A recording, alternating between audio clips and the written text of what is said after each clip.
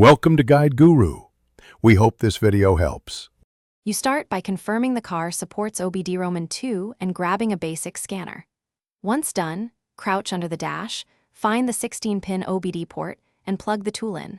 Make sure the ignition is turned to on without starting the engine so the car powers the diagnostics.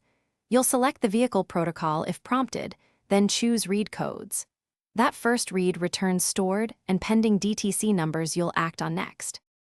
You now interpret codes, record each DTC and review freeze frame data to see conditions when the fault occurred.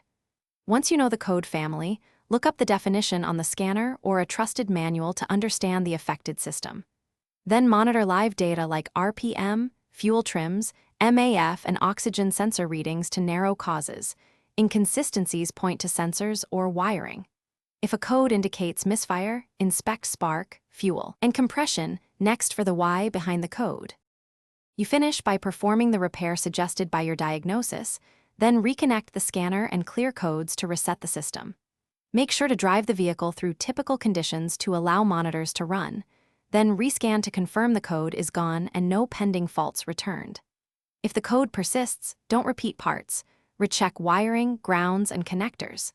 If your scanner shows no communication or weird results, check battery voltage, the OBD fuse, and that the scanner supports your car's protocol as a key troubleshooting.